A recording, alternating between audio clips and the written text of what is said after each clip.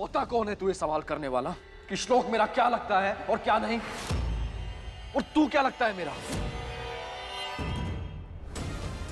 पहचानिए मुझे। मैं हमारी देवी देखनी चाहिए। क्या हो गया है लाटे? इसे चिल्ला क्यों रहा है? ये देखिए ना, अखबार में ऐड दिया है किसी ने कि मेरी और अलकनंदा की शादी होने वाली है। इतने सालों में कितनी बार कह चुका हूं मैं कि मैं अलकनंदा से शादी नहीं करना चाहता। किसका काम है ये? खुद अलकनंदा के अलावा ये काम और कौन कर सकता है? सारा देवप्रयाग जानता है कि इतने सालों से तुझसे प्यार करती रही है और इसी इंतजार में बैठी रही कि एक दिन नीलकंठ से शादी हो जाएगी। काम तो इसी का लगता है मुझे। नहीं नीलकंठ जी, मेरा विश्वास कीजिए, मैंने ये ऐड नहीं दिया न्यूज़पेपर पे। भला मैं ऐसा क्यों करूंगी? इस घर में रहने के लिए तो तू कुछ भी कर सकती है, तो फिर ये क्यों नहीं?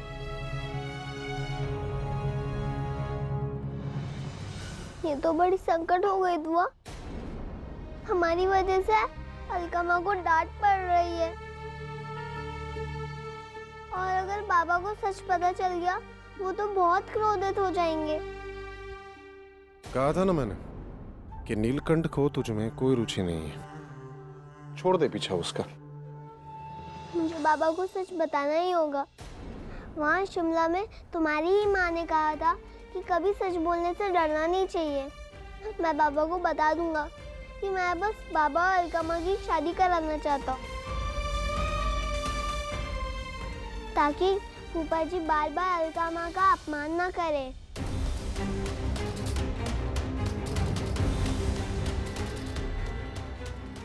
मास्टर जी, मुझे आपसे एक बात कहनी है।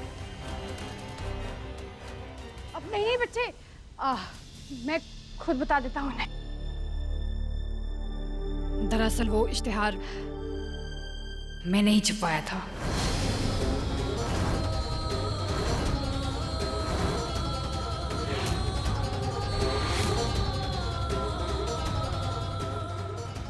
ओए सरदार, तू तेरी हिम्मत कैसे हुई है करने की? होता कौन है तू हमारे घर के मामलों में दखल देने वाला?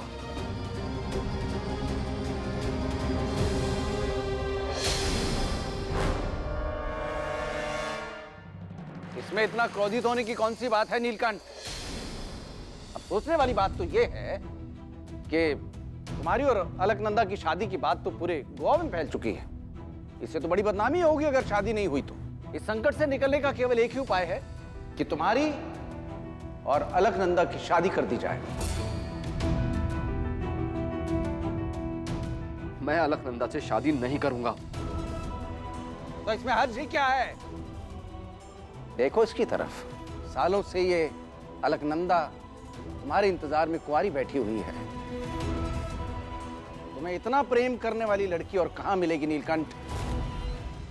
मैं प्यार, शादी सब करके देख चुका हूं मैं। इसका अंजाम सिर्फ धोखा है व्यासी।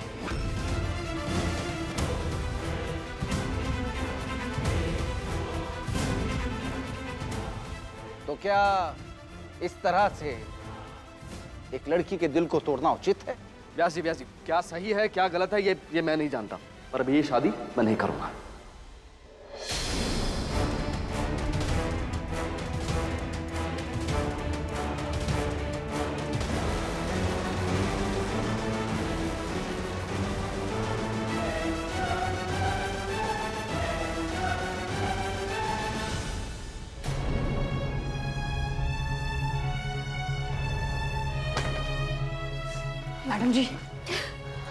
मैडम जी अभी क्या करिए, छोड़िए।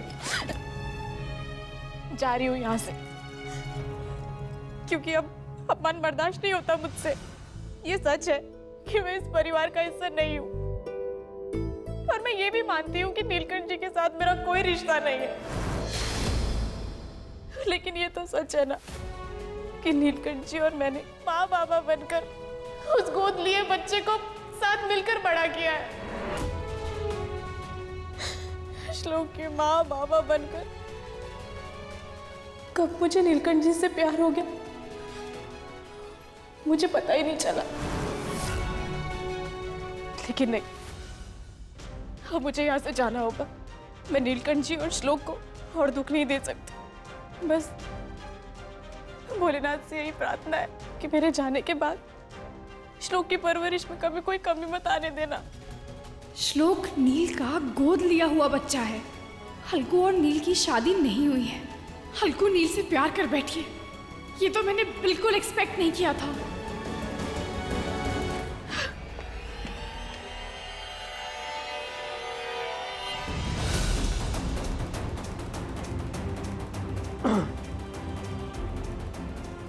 अलकनंदा प्लीज, तुम्हें घर छोड़कर जाने की जरूरत नहीं है। तुम समझने की कोशिश करो। तुमसे शादी ना कर पाना मेरी एक मजबूरी है। उस मजबूरी का नाम चाहत है।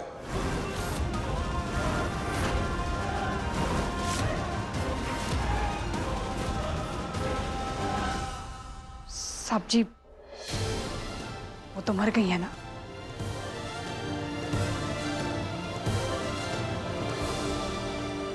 ये 2 टके के नौकर को इस घर के मामलों में बोलने का कोई अधिकार नहीं है। लेकिन बात पति की कह रहा है। कब तक उसकी प्रतीक्षा करता रहेगा तू? चाहत मर चुकी है, चाहत वापस कभी नहीं आएगी। अरे मैं किसी का इंतजार नहीं कर रहा। वो जिंदा हो या मर जाए मुझे फर्क नहीं पड़ता। चाहत से मेरा रिश्ता सिर्फ नफरत का है। तो उसकी तस्वीर अपने पर्स में क्यों रखी है? उसकी यादों के साथ साथ उसकी तस्वीर भी जला दे। जला सकता है, जला।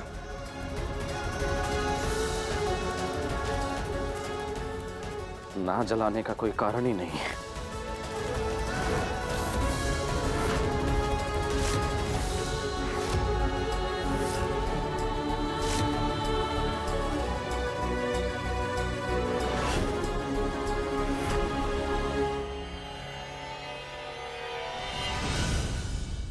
देखा, जानता था मैं, नहीं कर पाएगा तू।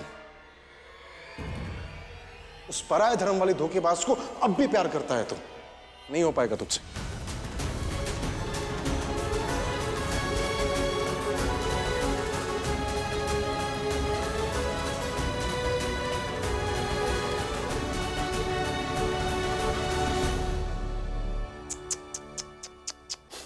अरे अरे अरे, ना ना, रोना नहीं।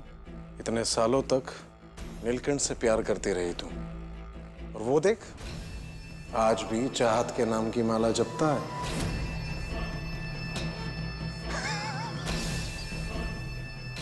इसीलिए अब मैं इंतजार नहीं करूंगी।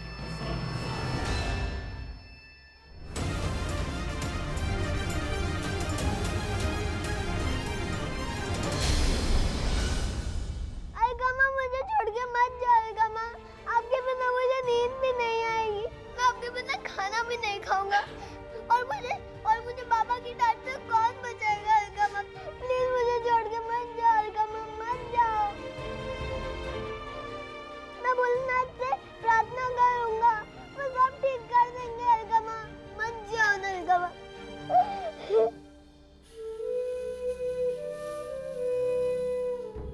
मुझे माफ कर दे पोतू पंडित, लेकिन मैं अब यहाँ नहीं रुक सकती। मामी, मेरे बच्चे का ख्याल रखना। मेरी जान बसती है इसमें। याद रखना पोतू पंडित, भले ही मैं यहाँ से जा रही हूँ, लेकिन हमेशा तेरे साथ हूँ।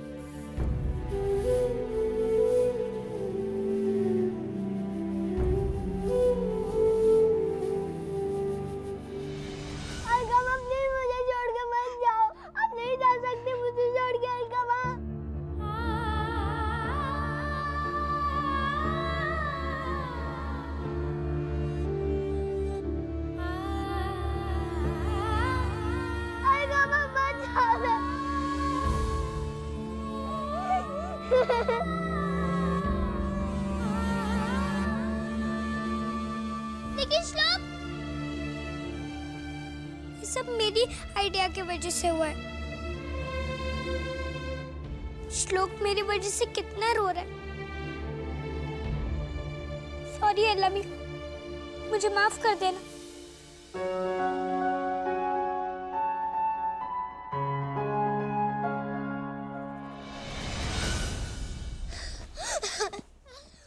मास्टर जी, प्लीज अलका बाबू को यहाँ से जाने से रोक लीजिए ना।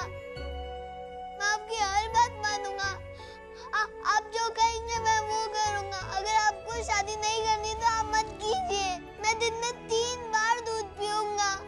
मैं रोज आपके साथ कसरत करूंगा, लेकिन आप मेरी माँ को यहाँ से जाने से रोक लीजिए ना प्लीज मास्टर जी, प्लीज।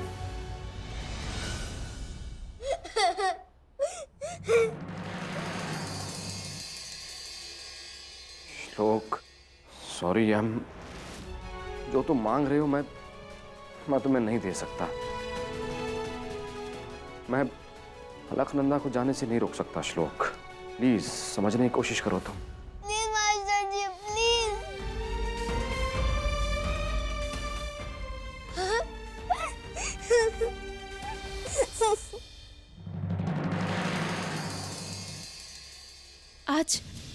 आज नील भैजी ने भी अलकू से शादी के लिए मना कर दिया। यानी नील भैजी के मन में अब भी चाहत के लिए प्यार है। लेकिन ये बात सिर्फ मुझे पता है कि चाहत यहाँ है, हम सबके बीच नहीं। लगता है मुझे कुछ करना पड़ेगा नील भैजी और चाहत को मिलाने के लिए। लेकिन मैं क्या?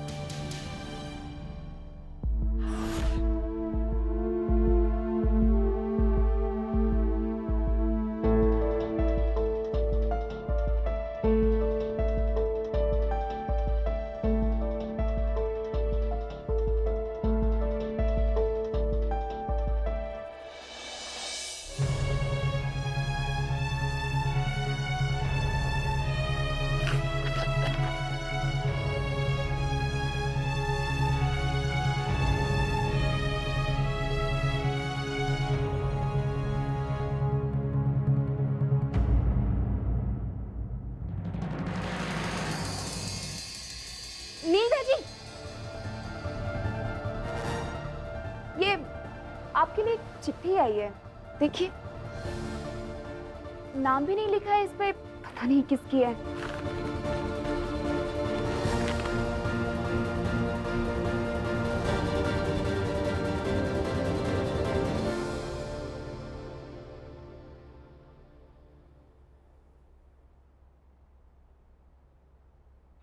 सात सालों से अपने आप को रोक के रखा था, अब और नहीं रोक सकती नील। एक बार आके मुझसे मिलिए आज रात पोर्टो गोवा विला में। चाहत, इसका मतलब मुझे वहम नहीं हुआ था, मैं सच था। यानी चाहत यही है मेरे आसपास।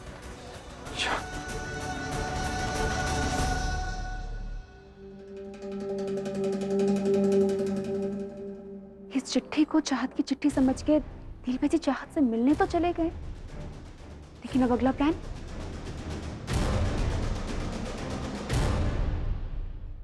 चाहत, तुम्हें पता है अलका यहाँ से क्यों चली गई? क्योंकि उसको पता चल गया था कि धूप सिंह के भेष में तुम रह रही हो यहाँ। क्या? हाँ चाहत, उसने खुद मुझे आके ये बात कही। उसने कहा अब जब चाहत इस घर में आ ही गई है तो मेरा क्या काम यहाँ? या अल्लाह, मेरी वजह से अलकू घर छोड़कर चले गई। मेरी वजह से श्लोक अपनी माँ से दूर हो गया। और नो नवेली, मैंने ये सब क्या कर दिया? कोई बात नहीं चाहत, लेकिन अभी बहुत देर नहीं हुई है। तुम जाओ और जाके समझाओ उसे। हाँ, वो जेवियर चर्च के पास शायद पोर्ट गोवा विला में रुकी है। तुम चाहत बन के जाना उसके पास। हाँ, और समझाओ उसे कि तुम नील भैजी के लिए यहाँ नहीं आई हो। हाँ नवेली, मैं अपने कपड़े ले लेती हूँ।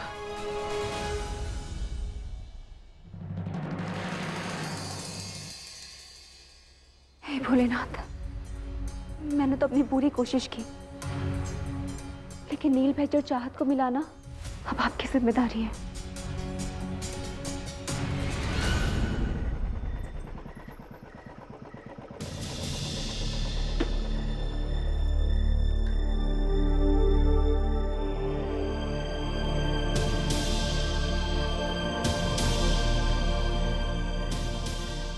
पोर्टो गोवा विला, यही एड्रेस था।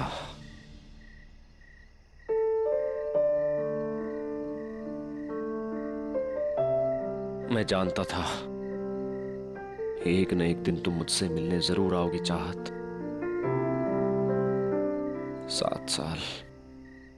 7 साल इंतजार किया है मैंने।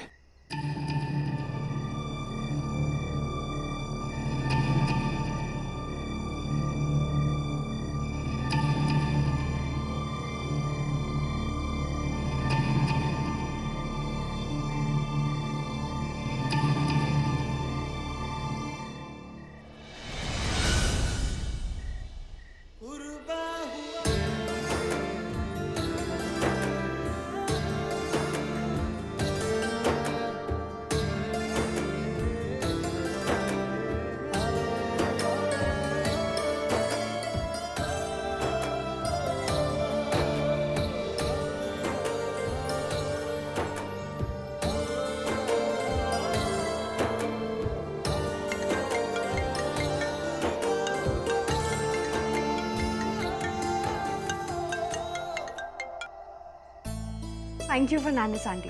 हाँ, मुझे बुके मिल गया था। वैसे आप जानती हैं आज मैं बहुत टाइम के बाद उनसे मिल रही हूँ।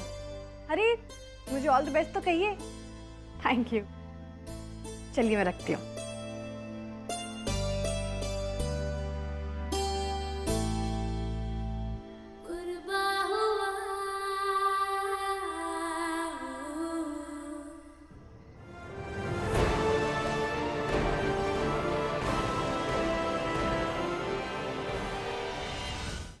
अरे आप आ भी गए, लेकिन आप इतनी जल्दी क्यों आए? अभी तो बहुत सारी तैयारियां बाकी हैं।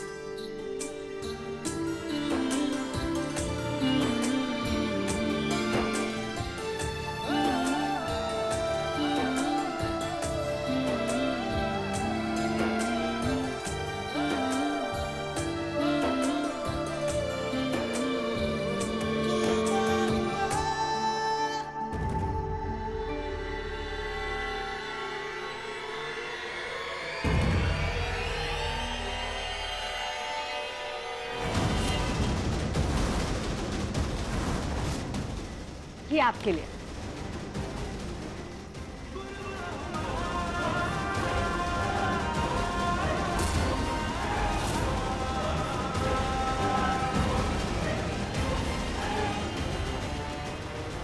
वैसे गोवा आने के लिए थैंक यू। आप जानते हैं मैं आपको कितना मिस कर रही थी।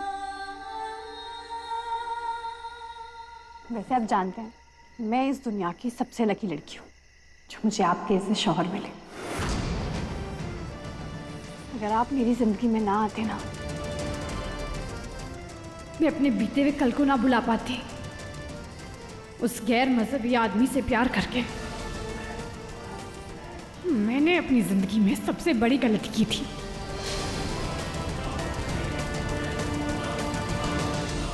खैर, देर आए दुरुस्त आए। अब मेरी लाइफ ना कंप्लीट है।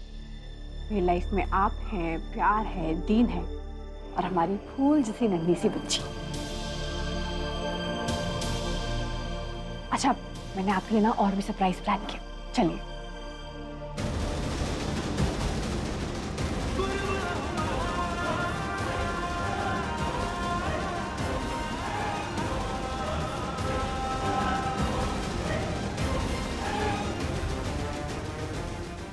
आप यहाँ पर,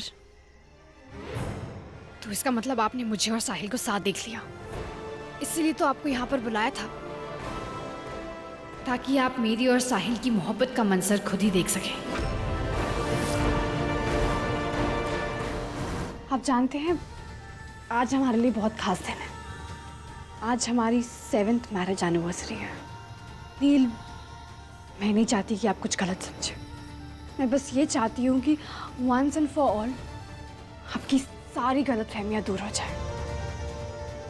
वैसे भी मजहब के खिलाफ जाकर प्यार करना मेरी जिंदगी की सबसे बड़ी भूल थी। मैं तंग आ गई थी आपसे, आपके घर वालों से, आपके वो मजहब में एडजस्ट करते करते।